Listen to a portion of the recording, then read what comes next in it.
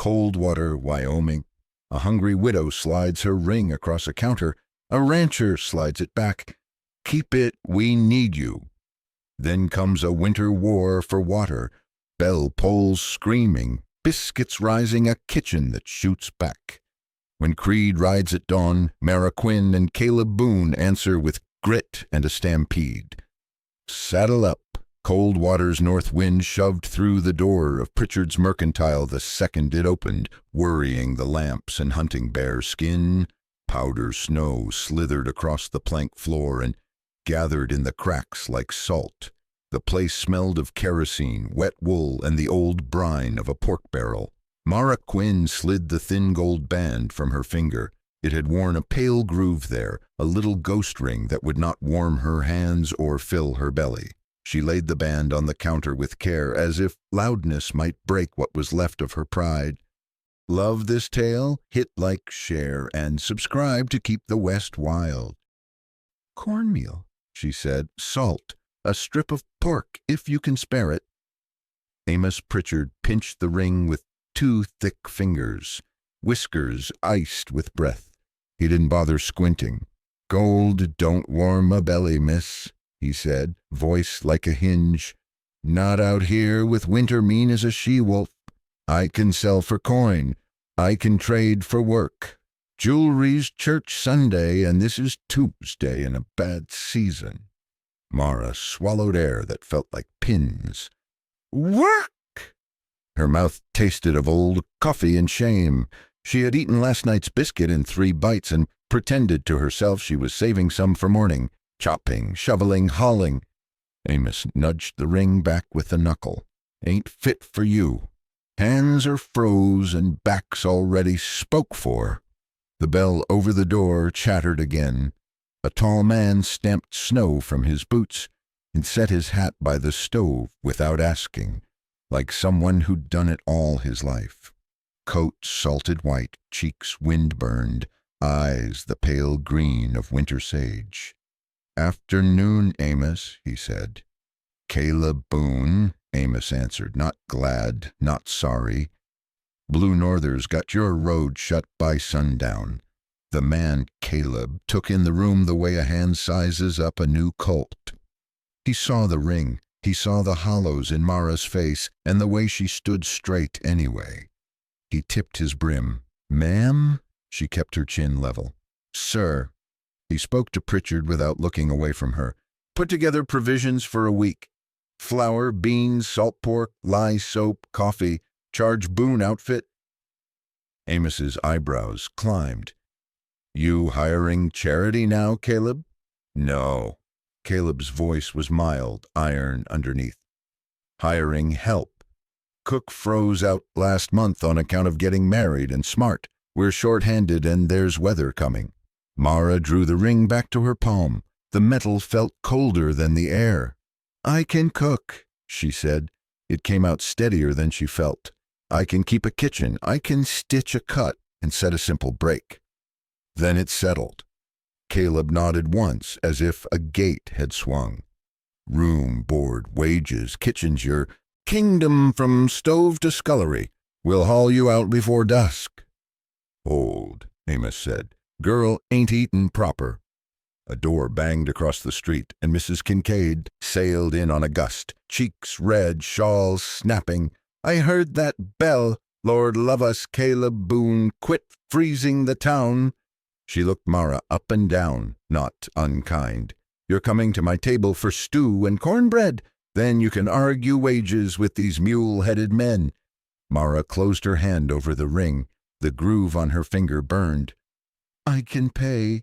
Hush, Miss Kincaid said. You can pay later with a pan of biscuits that don't break teeth. I've eaten enough cowboy bread this winter to make a farrier rich. Caleb set a few coins on the counter for Amos and another in Mrs. Kincaid's palm with a nod that said he wasn't buying pity. He was buying time. We roll in 2 hours, ma'am, if you're willing. If not, I'll carry these fixings to someone who is, but I'd rather it be you. Mara looked at the window pane where frost traced ferns she could have drawn as a child. She thought of a small room gone cold in another town and a cough. that had stopped at last. She thought of the ring's warmth once, the way a promise had felt heavier than gold. Hunger moved in her like a slow animal. "What I am," she said, "is not charity." Caleb's mouth tilted, not a smile exactly. "No, ma'am. What you are is useful. Gold isn't what we need this winter." His gaze was steady, respectful. "You are?" Amos snorted, but he was already sacking flour. Mrs. Kincaid hooked an arm through Mara's and steered her toward the door. "Come along, honey. Stew's hot while talk's still cheap." At the threshold, the cold hit like a palm. Mara tucked the ring back into its place. It slid over bone and memory, and sat there again, light as breath, heavy as history. 2 hours, Caleb said behind her. "Boarding house across, right by the stove. I'll fetch the sled and a fire hand." She nodded. 2 hours. Outside, the sky had that iron look that means daylight's done arguing. Snow worried the signboard until the chain squealed like teeth on edge, and the sound followed her across the street. By the time Mara finished Mrs. Kincaid's stew and a slab of cornbread warm enough to fog her lashes, the light had thinned to pewter. Caleb came clattering up with a narrow sled and a rangy bay. A second horse hitched behind for drag. A boy in a shaggy cap, freckled, blue-eyed, rode the runners like a gull on a rail. "Tucker Lee," Caleb said. "Fire hand and fetcher, ma'am." "Ma'am," Tucker echoed, polite and eager. Wind chewed the edges off every word. Caleb wrapped a buffalo robe over Mara's knees, tucked it firm, and handed her a hot stone wrapped in flannel. "Best we can do till the stove's singing." They slid out of town. Harness bells argued with the norther, while snow hissed along the sledboards. The road bent toward Willow Fork, the creek black under plates of ice. Along the crossing, poles stuck up at a slant, each topped with a tin tag that jittered and rang like cheap chimes. Mara nodded at them. "You're doing?" "Jed's," Caleb said. "Bell poles, thin ice talks if you give it a tongue." The bay felt his way, iron shoes tapping. Cold bit Mara's cheeks till they went numb, then hot. She breathed through wool and tried not to think of the ring under her glove, warm now from flesh and motion. "You said kitchen's mine," she called over the wind. "From stove to scullery," he answered. "Pa likes order, men like food, makes a kind of truce." "What time do they expect coffee?" "Before they deserve it," Tucker said, dead serious. Caleb's mouth twitched. "4's when the day starts to get away from you. 6 is supper. If it's late, they turn mean as hornets. You won't let it be late." "No," she said, "I won't." The land opened to a low spread of buildings shouldered into a cottonwood stand. House, long bunk room, barn big as a church, laid down. Smoke licked weakly from one chimney and fled into the north wind like a scolded dog. Jedediah Boone met them on the porch, tall in an old wool coat, beard frosted, eyes the color of hammered pewter. He studied Mara the way men study weather. "Jed," Caleb said. "Mara Quinn, the new cook." Jed touched his hat brim. "Ma'am, 6 sharp.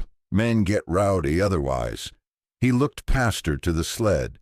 "Boy, bring that sack in or I'll tan your hide in front of God and whoever's watching." Inside, the house smelled of ash and cold iron. The kitchen stove sat like a black anvil, its belly dead. One window wore a neat patch of rawhide laced to the frame. A clay pipe in the corner had split it and been bound with wire, a bucket set below to catch the drip. Skillets leaned like wounded soldiers. Someone had tried coffee and lost the fight hours ago. "Room's off the pantry," Caleb said, setting down a crate. "Bed, washstand, peg for your dress. We'll fix the pipe when the thaw shows its teeth. Till then we haul water and make do." Mara opened the pantry door. Shelves held flour in a barrel with a tight lid, beans in a sack tied with string, 2 jars of rendered tallow. One brave onion, a row of cracked plates. On a hook hung a small sprig of something dry and brittle. Last summer's sage, maybe, forgotten, still smelling of sun, if you crushed it. She rolled her sleeves. I'll need dry wood, 2 buckets of water, and clean rags warmed by the stove. Lye soap, salt, and someone to split kindling who knows what they're about. Done, Jed said, already turning. Tucker, jump. Yes, sir. A man drifted in on the smell of horse. Old Rafe Malloy, shoulders like a door lintel, hair gone to steel wool, voice gravelly from miles. Evening, ma'am. I keep the critters and mend what ain't worth replacing. If you don't, mind a hand that's 3 fingers short on the left, I'll carry wood just the same. I mind hunger more than fingers, Mara said. Thank you, Mr. Malloy.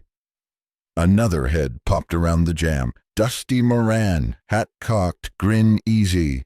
Say the word and I'll retire my famous skillet biscuits. Men have been using them for gaming pieces. Retire them, Mara said, with honors. She squatted by the ashpan, shook out yesterday's sorrow, and built a new fire like she'd learned at her mother's knee. Twist of paper, a cabin of kindling, 2 splits of dry pine crosswise so the flames had something to argue with. Tucker hovered with the bucket. Caleb stood easy, watching without getting in the way. When the first lick of orange took, she felt it in her ribs. The stove breathed, then drew, then began to speak proper. Heat tapped her shirts.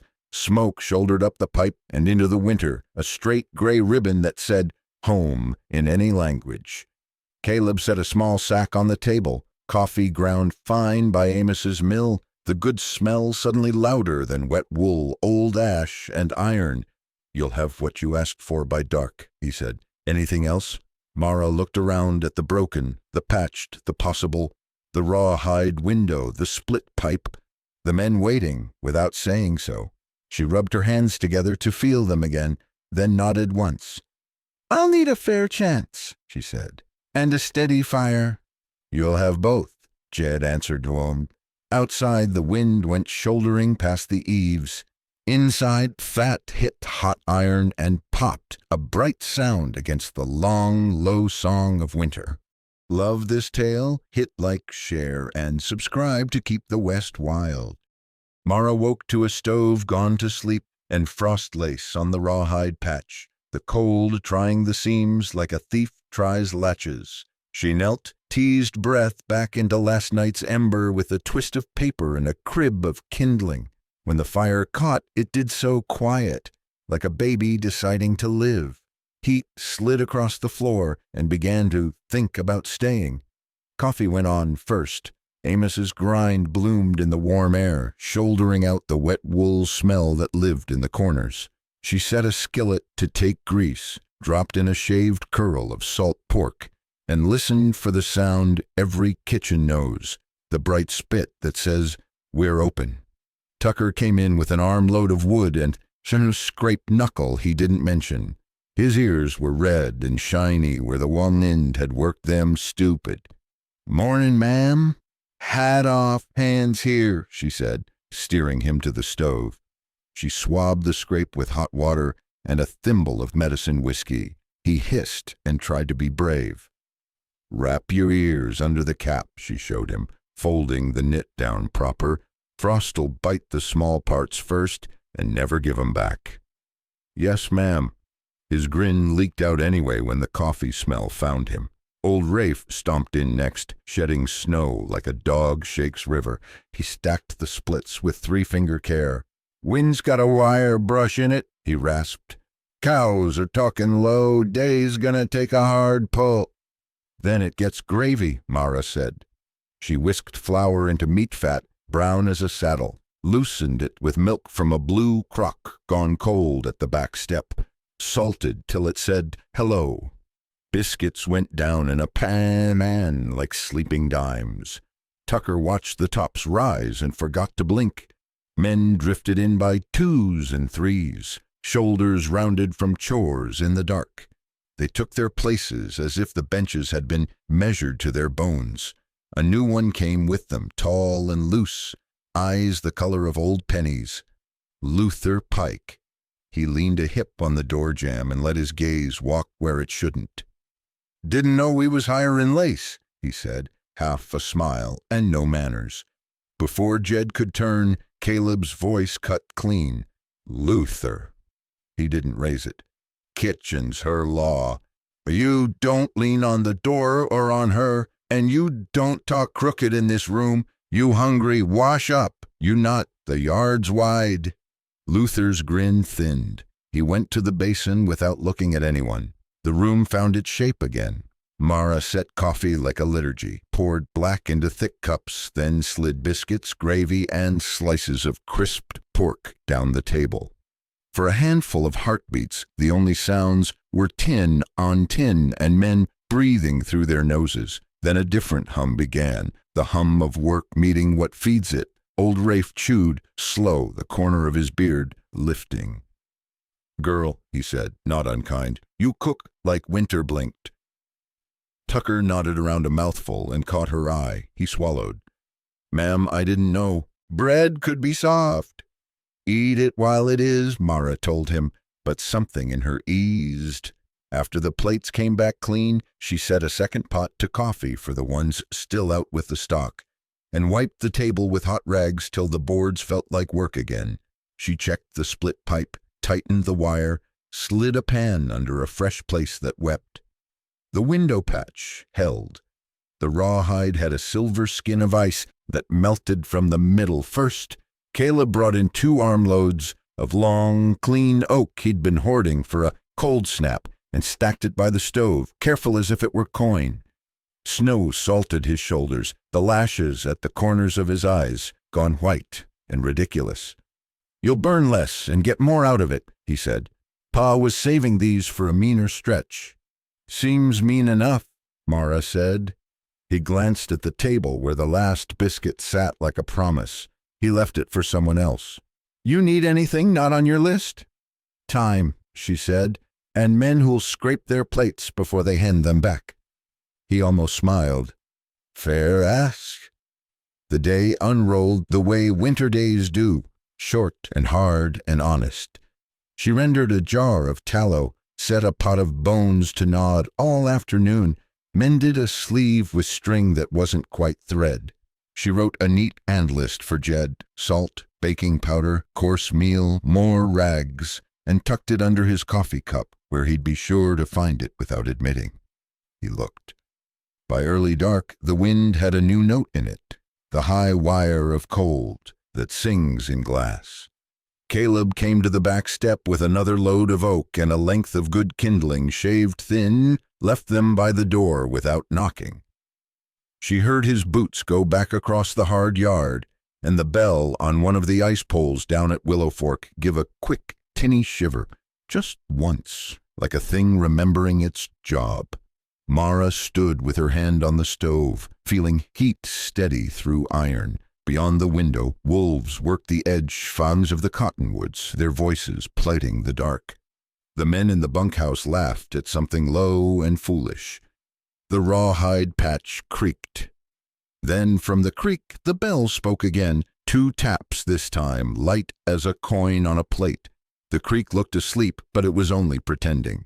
At first light, Caleb walked the bell poles while Mara matched his step, the cold making their breath stand like ghosts between them. Willow Fork wore a thin lid where the current slowed, old black water showing in the seams like shoe leather. 1 tin tag ticked twice without wind.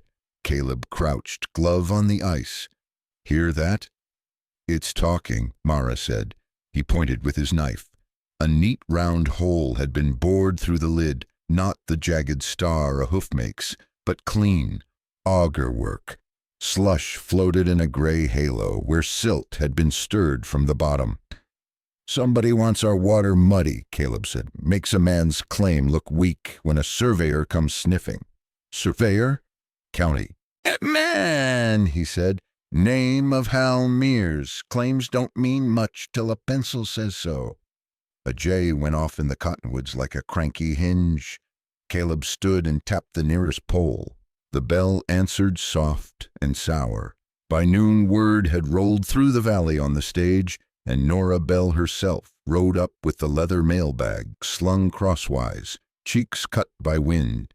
She hitched, took coffee from Mara's hand, and stood with one hip against the post. Like a woman had all day and exactly 1 minute. "Creed's been writing the county office," she said. "Saw him slip a packet under Mears' ledger last week. Looked heavy. Didn't jingle, if you get my snowdrift." "Coins don't jingle if you wrap 'em in paper," old Rafe muttered. Nora smirked. "Mears brought a fresh map to church on Sunday. Pastor Whitcomb, bless his cautious heart, kept his sermon short and his eyes wide. Says winter flow don't count same as spring. Says lines shift when ice lays out the braid. Says a lot of things men who are paid to say things get good at saying." Caleb's jaw worked. "A man without water's already half sold." Nora tipped her hat brim toward Mara. "You cook that truth into him, he'll remember. Creed's buying nails and men both. I'll kick dust on whatever papers Mears sets down, but the valley's got to stand straight." She swung up before her coffee cooled. "Wind at your backs." The wind obliged by shoving at their faces as she left. That evening 2 drifters presented themselves at the barn with the tired swagger of men who'd seen too many doors and not enough beds. The taller carried his shoulders like a dare. He had a hawk nose, 3-day whiskers, and a black bird stamped deep into the heel of his boot. Vince Crow. The other, Orrin Deeks, blinked slow and let his mouth hang half open, eyes always a hair to the side of where they ought to be. "Need hands?" Vince asked, not bothering with "sir." "We punch cows, mend fence, don't scare easy." Jed came to the threshold and measured them with the same tool he used on toll posts: line, plumb, square. "Terms, our feed, bunk, wages every Saturday. You work, you eat, you mouth off in the kitchen, you eat cold, you dirty what ain't yours, you sleep outside with the dogs." Vince's smile never got to his eyes. "Fair's fair." Caleb caught the bird print when Vince shifted his weight. Little Crow molded into the heel. Something in him clicked shut, but the corrals needed fixing, and the storm shelf to the north looked like trouble. He nodded. "You'll bunk on the far end. You'll mind the kitchen and the cook. You'll keep your eyes on your work, not on folks." "Yes, sir," Orrin said, too quick. Mara watched the horses that night. Someone had strewn a mean grit of salt in the stalls. Not enough to poison, just enough to worry. The bay tossed his head, pawed once, twice, then settled when she spoke low. She swept the salt into her apron and threw it into the ash bucket, the grains snapping as they hit warm cinders. In the morning wire lay slack on the north fence like a snake that had come out to sun and found no sun to be had. Dusty and Tucker rolled it back into tension while old Rafe tamped a post with his boot-heel rhythm that had outlived wives and winters. Across the flats, the sea-lazy seas, smoke lifted straight and easy, rich wood and no hurry. Pastor Whitcomb stopped by with a sack of seed corn he claimed had wintered wrong. He stood at the stove and let his hands thaw, the steam from his cuffs rising like prayers he didn't say out loud. "County's whisperin' about redrawin' the forks," he offered carefully. "Hal Mears is a man acquainted with envelopes. I hate to think bad of a soul, but I can't help thinkin' honest maps don't change their minds when water hardens." "We got eyes and bell pulls," Caleb said. "We'll show 'em where the creek runs, whether it's talkin' or not."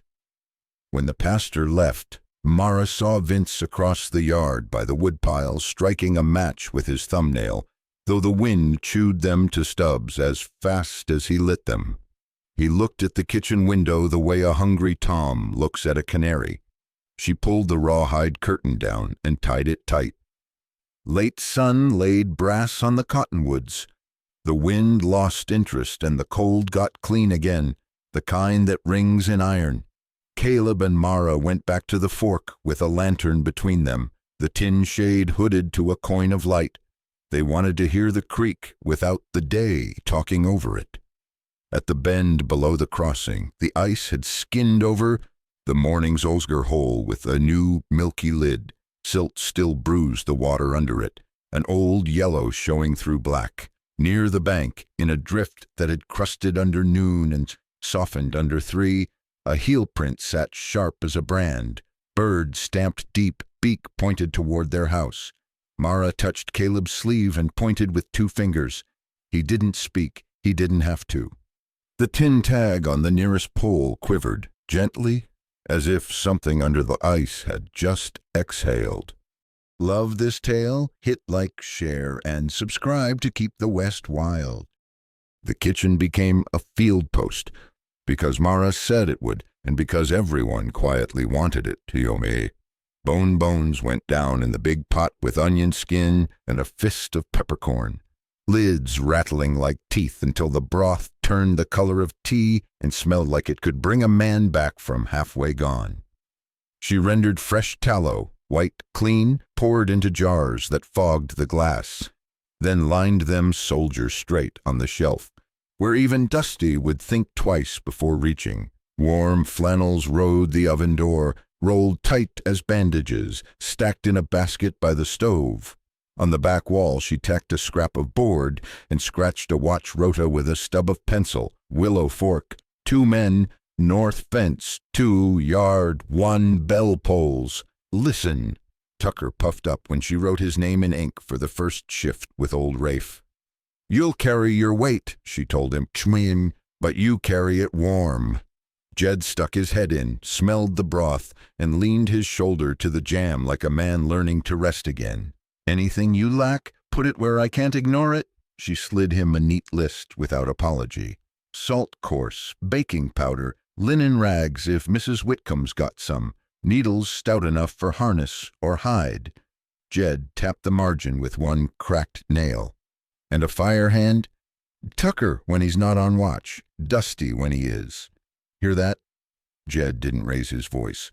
Both answered from different corners of the place, like boys caught in mischief. Yes, sir. By noon the wind had shaved the world clean and mean. Caleb brought the string of colts in to work feet and temper under the lee of the barn.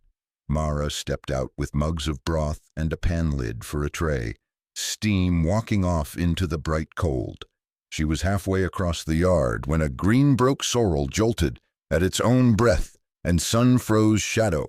Caleb's line checked, his boots slid, the colt crow-hopped mean, then Caleb was off and down hard, a bad hit that broke the rhythm of everybody's day. He rolled to a sit, jaw tight, left arm hanging wrong, breath fogging quick.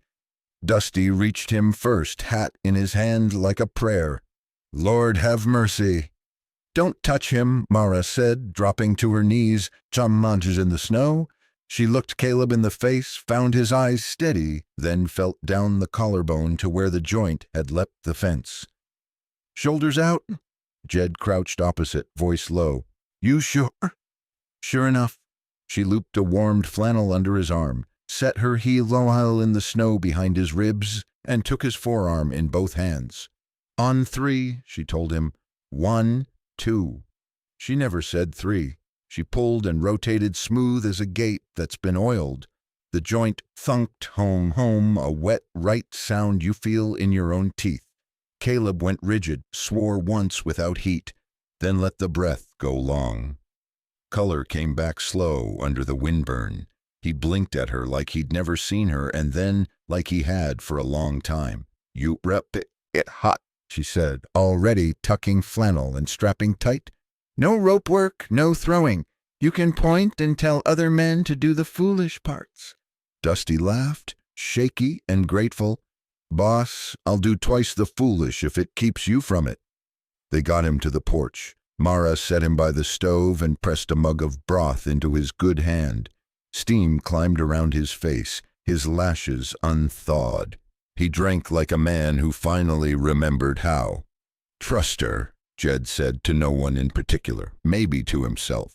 He handed Mara the requisition list back with his own blocky scrawl across the bottom. Buy what makes her job easy. Then he set a match to his pipe and didn't light it, just held it between his teeth. like he was keeping time with a tune only he could hear. That afternoon, Mara and Tucker walked the bell poles with a coil of wire and a pouch of tin scraps. She hung little tongues under the tags so even the shyest tremor would speak. "Wind will lie to you," she told the boy. "Ice won't. Give it a mouth and it'll tell you where it's thin." They came in with cheeks numb and hands smarting like they'd been slapped by saints. Mara stirred the pot and watched fat draw light across the surface. The men ate standing, then sitting, then slowly, the way tired men remember manners when their bellies catch up. Caleb used his right hand and said nothing about the ache. She said nothing about watching him. Dusk arrived early, shouldering its way against the rawhide patch.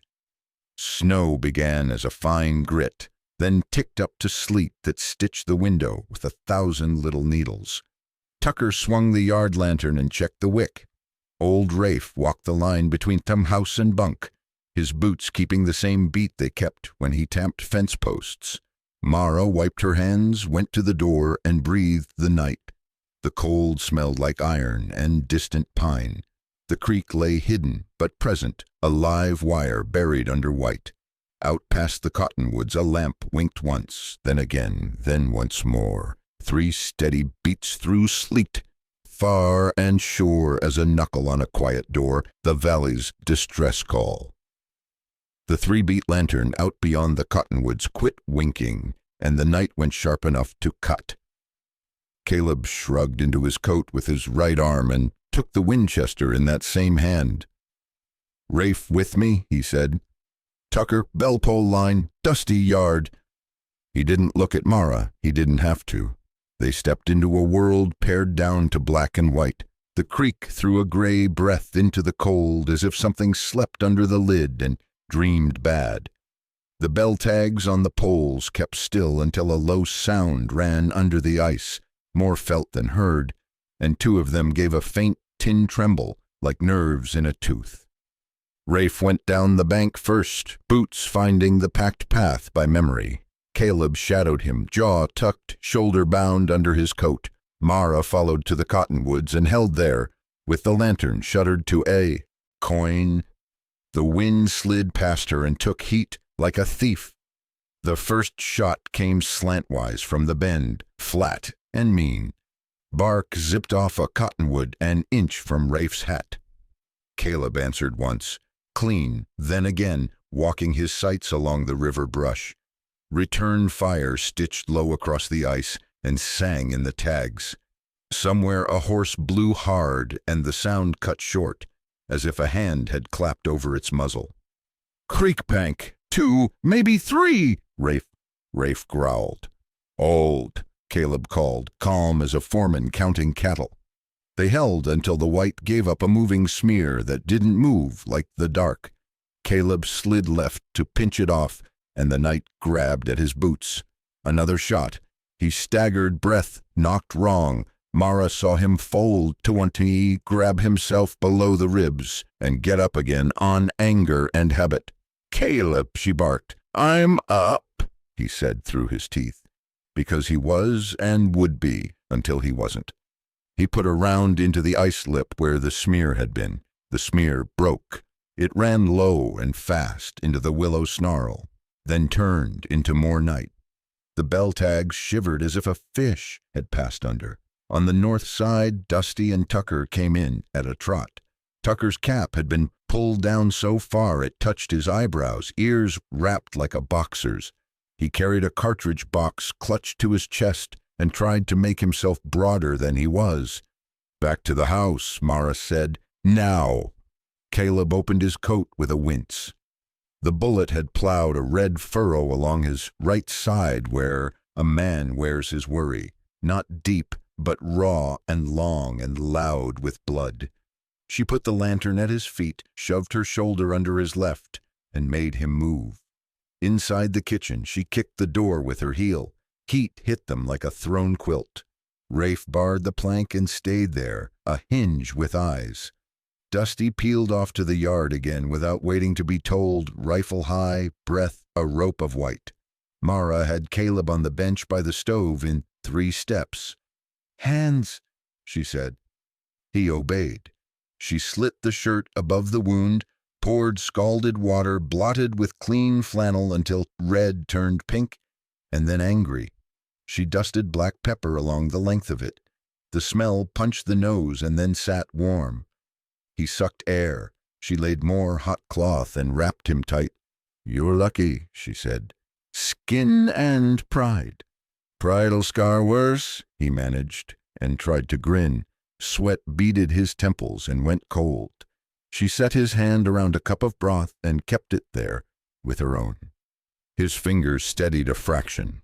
Tucker rattled in with a box of 44s and a face the wind had sanded red. "Back walls clear, yards quiet." "Good," Rafe said, not turning. Outside, something small ran, and the bell over the porch jangled once in sympathy. Then nothing but the stove ticking and the creak's slow talk through the wall. Dusty's boots hit the boards again, and then his voice, breathy and pleased with itself. "Got one rabbit cornered." "Orendeeks," he corrected, as if remembering Sunday manners. He pushed the man through the door by the neck of his coat. Oren's hat was gone, his hair stuck up in the shape of fear. He smelled of sleet and old whiskey and a lie that had been sweated in. Rafe shifted the bar just enough to see the yard and kept his body in the gap. Caleb didn't rise. He didn't need to. His right hand lay quiet on the table near the Colt.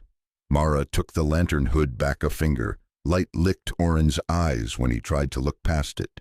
He swallowed, found no spit, and tried on a smile that fit like someone else's boots. "Name the man," Dusty said, amiable as summer. "The one signs your paper." Oren's gaze flicked to Caleb, to Rafe, to Mara, and landed on Tucker, because boys are where cowards look for mercy.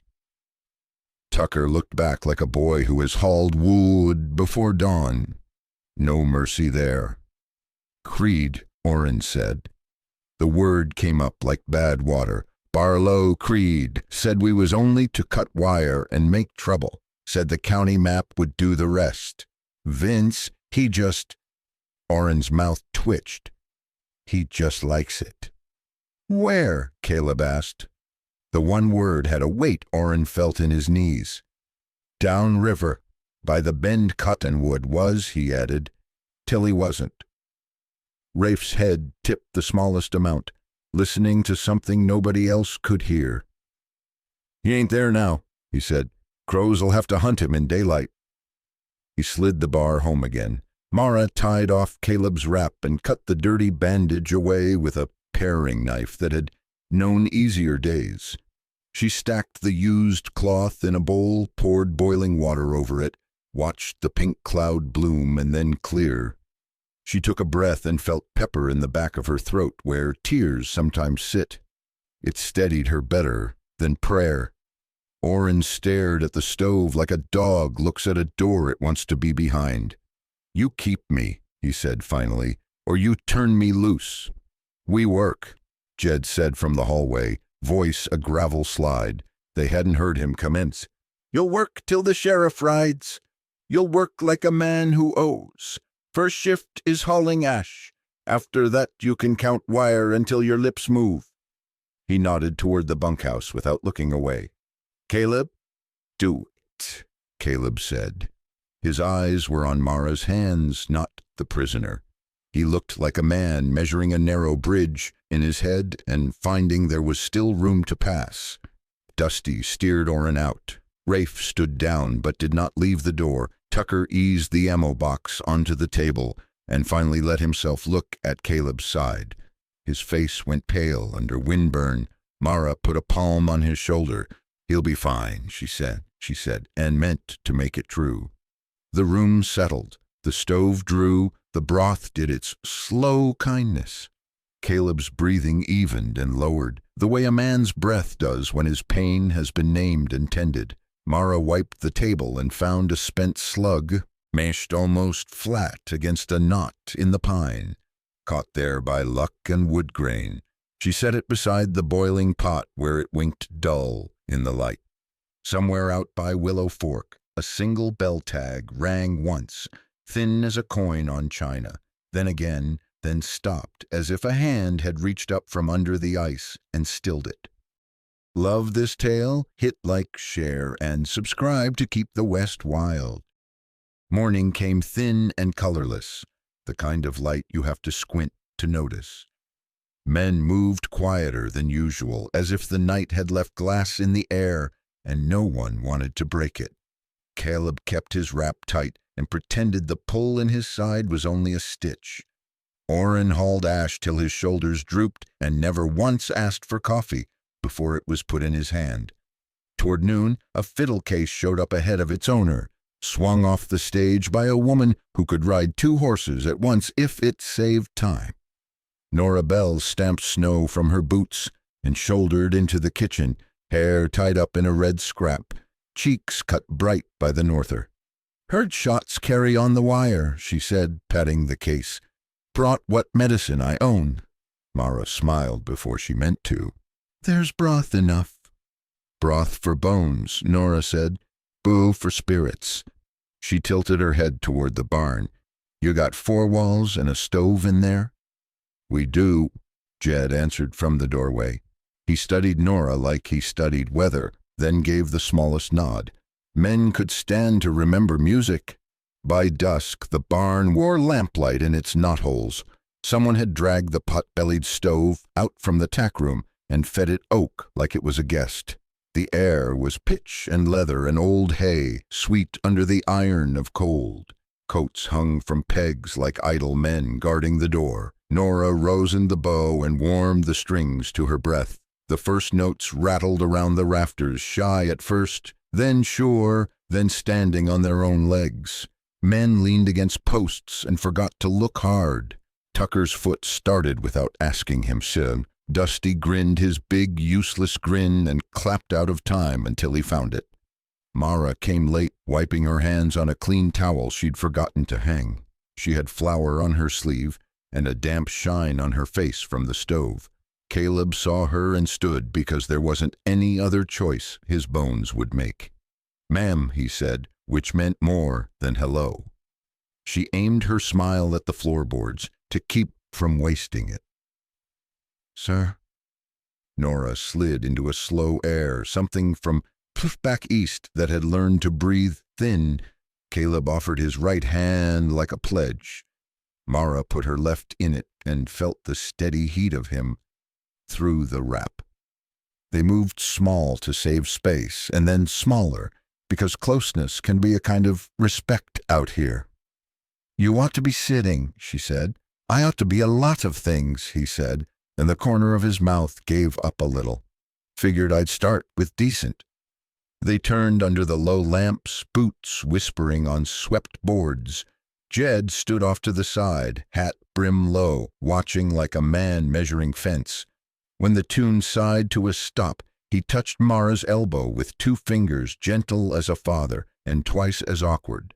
"My boy's hard-headed," he said, voice roughened by other winters. "Don't let him stack a wall too high, his ma—" He cleared his throat. "She used to say a man'll build a fort around his hurt and then wonder why he's cold." "I'll keep the door cracked," Mara said. Nora snapped the bow into a reel, and the barn woke proper. Tucker tried for a fancy step and almost lost his hat. Dusty swapped partners with the stove, which forgave him. Even old Rafe's boot found the beat, heel tapping the board like a quiet clock. Outside, the wind shouldered the walls and lost. A length of thawed snow slid off the roof and thumped, making a few men reach for guns before they remembered where they were. Laughter let go of a little fear and turned into something worth keeping. Between tunes, Tucker ducked in from the small door that faced the timber. The cold came with him like a cousin. His eyes were too wide for the light. "Mr. Boone," he said low, "rim of the trees, horse shadows, not ours." His voice tried to be flat and couldn't quite.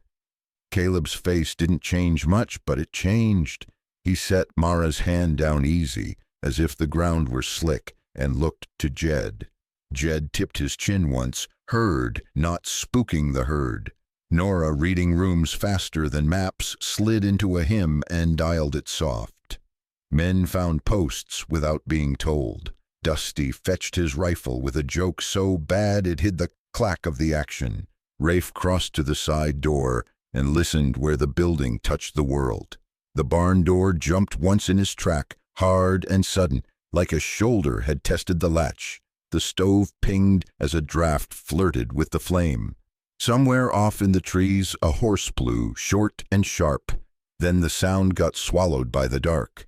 Caleb leaned close enough that Mara felt the words in her throat more than her ear. "We'll step careful," he said. "You keep the fire up and the doors shut till I say." She wanted to tell him a list of things that would not help. She tightened her apron string instead. "Kitchen's my law," she said, to remind them both what ground wouldn't omit shift. Beyond the wall, a bell tag on the nearest ice pole trembled once, a thin tin whisper that found its way through oak and hay and into everyone's bones. Then the hymn went quiet of its own accord, bow hanging in the air like a question, and the barn listened to its own heartbeat. Dawn never quite showed. The world thinned to milk, a whiteout that took edges and gave back guesswork. Wind laid a hand on the house and pressed. Somewhere beyond the cottonwoods, hooves stitched a hurried pattern and broke it. Jed moved like weather, slow and certain. "They'll try fire," he said, as if reading words off the siding. "Barn first, then swing on the house." "Let 'em try," Dusty muttered, checking his rifle with hands that ever hurried, even when his breath did. Mara saw it in her head before she said it. The staked ice flat below the crossing, bell poles set in 2 easy rows, crows of tin ready to scream. The remuda, full of winter and opinions, pent behind doors they disliked, Creed's men riding blind and bunched, spurs eager, reins hard. She looked at the map the valley had already drawn for her. "Open the barn when they mean to cross that ice," she said. "Let the horses do what they're made to do." She pointed with 2 fingers. "I need smoke, not fire they can use. Cover, we can." Old Rafe's mouth tilted. "Wet straw and green willow'll make a blind for a bishop." He was gone before she finished nodding. "Tucker," she said, "bring every bucket with a handle and fill the washtubs. Set 'em by the back door. You don't stop dipping till I say." "Yes, ma'am."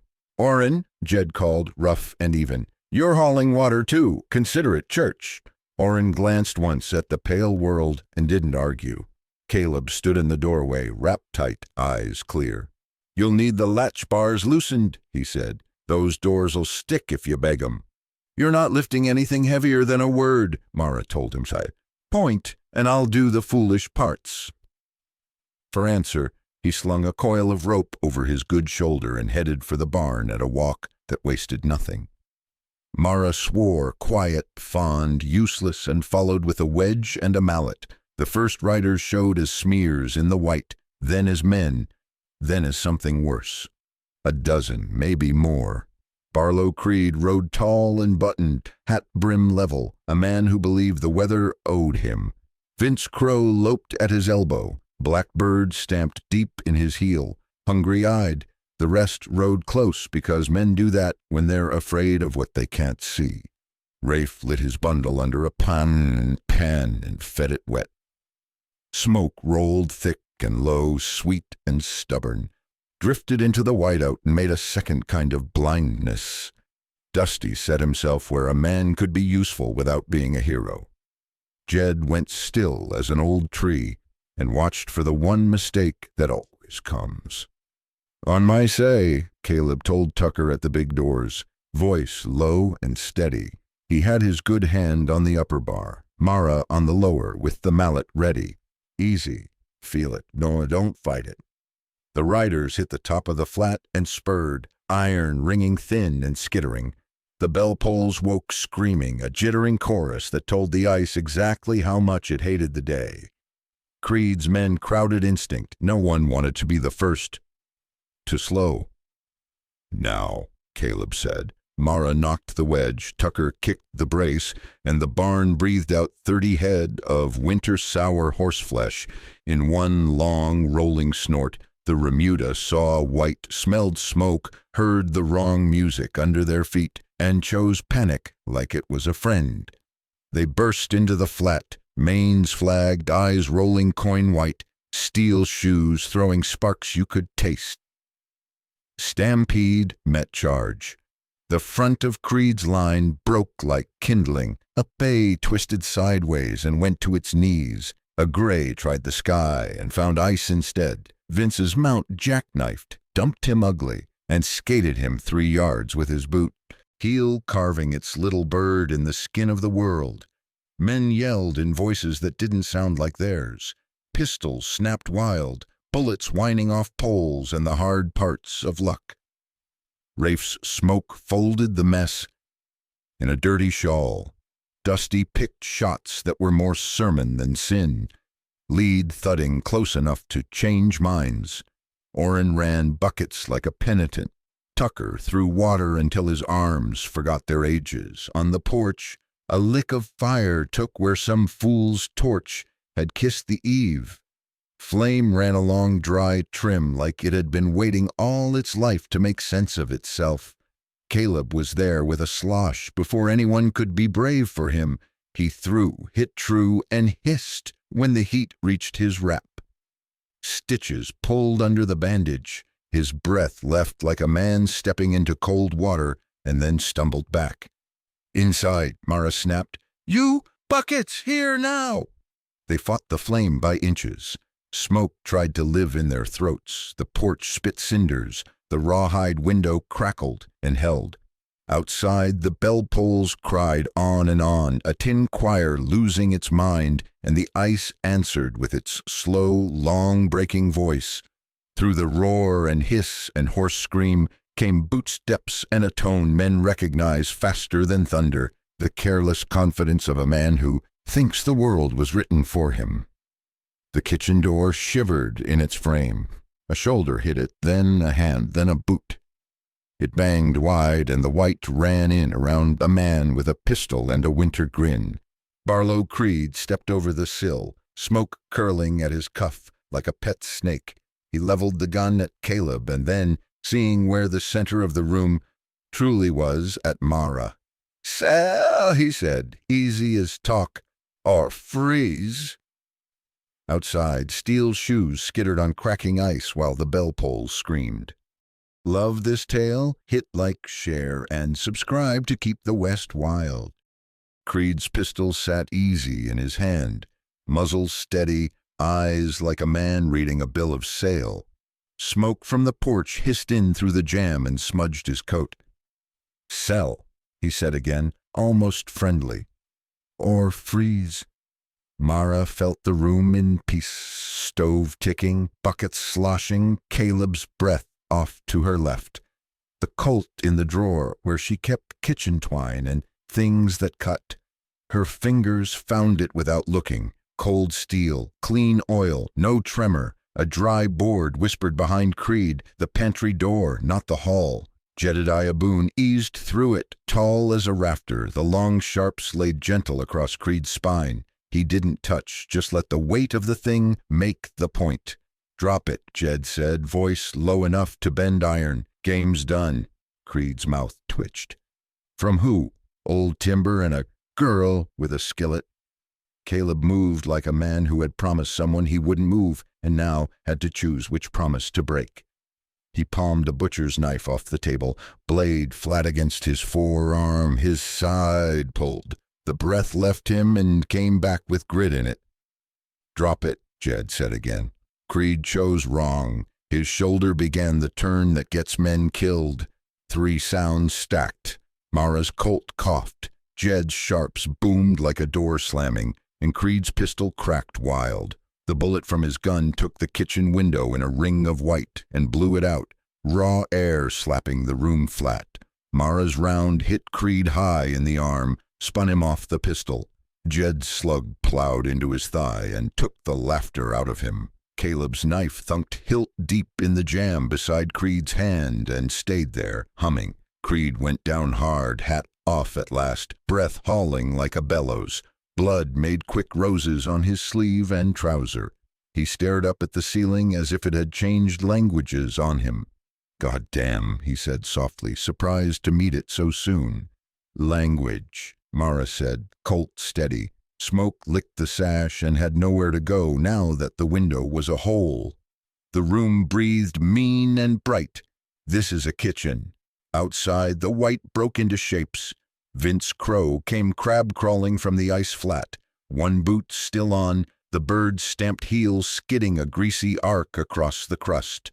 Tucker hit him first, low at the knees, like a pup raised on fell cattle, and Dusty came over the top, grinning through steam.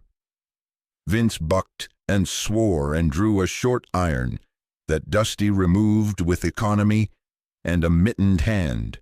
They buried him to the belt in snow and let him consider choices.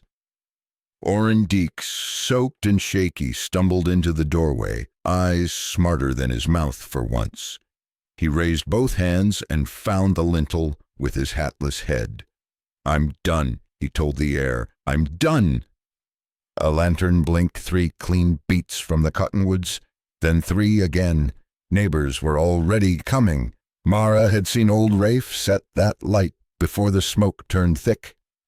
The bell tags on the ice stammered once more and went quiet, as if satisfied.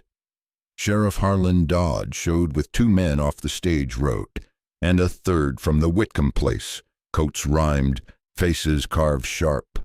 He took in the window, the blood, the stove, the woman with a pistol, the old man with the rifle, and Caleb Boone standing like a fence post that had decided to move. "Well," he said, "if this ain't tidy as a psalm."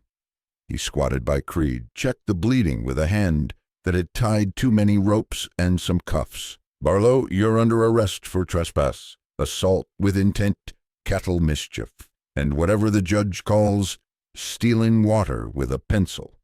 "Surveyor," Jed said. "Hal Mears." Orrin bobbed, eager as a sinner with a hymn. Mears took money to shift winter lines. Creed's got the paper on him or his saddle. Dodd jerked his chin. One of his men fetched a flat leather folio off a black horse still blowing hard at the hitch. Inside lay a tidy stack, maps with fresh ink, the county seal bright in wax, and a winter discharge grant written in a hand that had never digged a post hole. "Fine," Dodd said, not smiling. He slid the lot into his own coat. "These go in the courthouse safe. Mears can explain why the fork moves where it don't." He hauled Creed to his feet with a care that wasn't kindness. "We'll see if a cell thaws your sense." Vince got his wrists roped behind him by Tucker, who had learned knots faster than arithmetic. Dusty patted the man down cheerfully and produced a second pistol, 3 matches, and a saint's medal. Someone's mother had kissed once. "You're out of luck," Dusty told him, "and maybe grace." The room took stock. Paint Caleb's lead gelding stood in the yard with a long scrape along his foreleg where ice had chewed him. He favored it but bore weight. The kitchen window was a raw mouth into the white. Wind licked in and found everything. A jar of tallow had leapt from the shelf in the racket and burst on the stones, a pale starfish of grease that had already taken dust.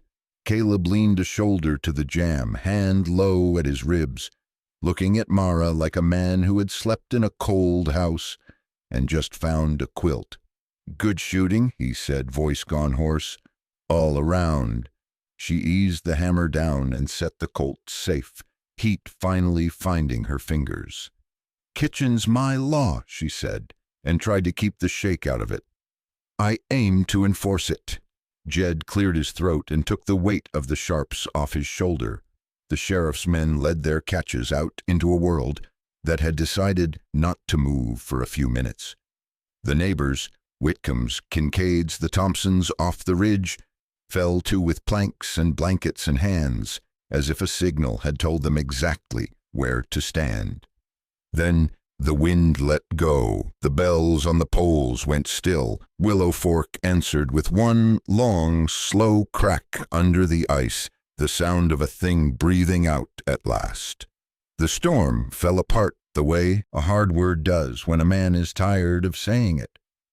By noon the next day, neighbors came in a steady trickle. Whitcomb's with a crate of glazing putty, Thompson's with a sash pane wrapped in a quilt, Mrs. Kincaid with 2 pies and opinions enough to mend a roof.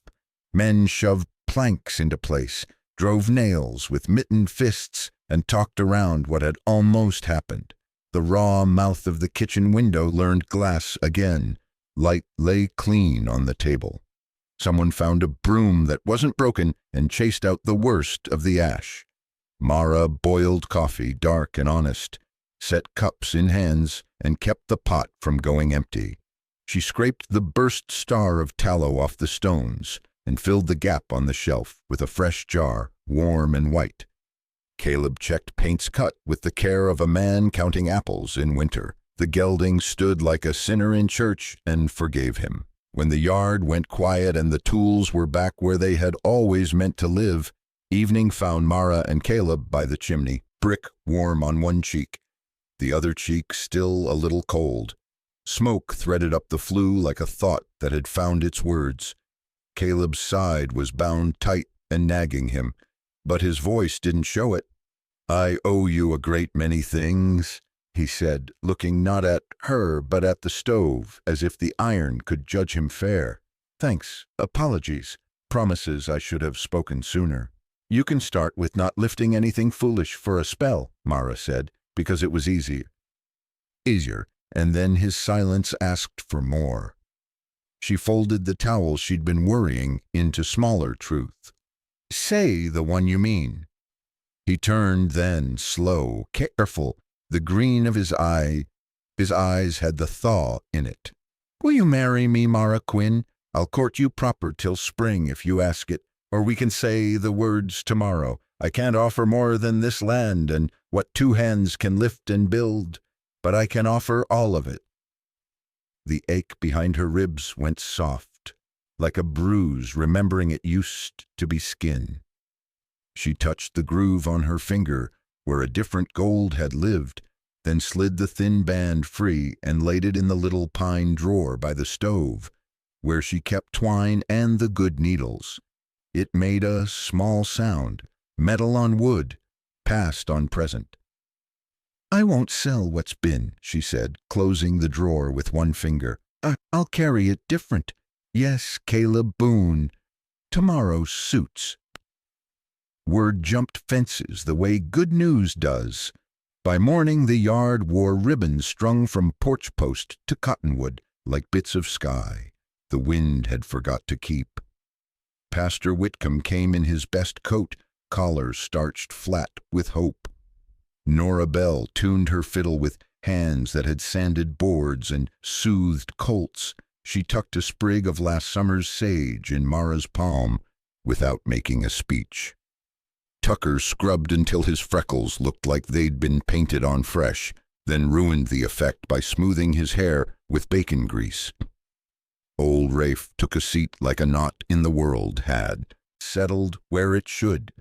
Mara's dress was plain and clean. She'd stitched a line of thread of a different white along the cuffs after midnight, because a thing can be simple and still be tended. Caleb had shaved like a man who owned mirrors and took his hat off in church. The men lined up without being told, hats in hand. The women found places under the cottonwoods and made a wall as strong as any plank. The vows were short, because this country respects short. Pastor's voice carried just enough. "Do you take?" "I do." His hand held steady. Hers did too. Caleb slid a plain gold band on her finger. No filigree, no city shine, soft as a promise that plans to be kept. Somewhere a meadowlark tried a note too early in the year and didn't care it was wrong.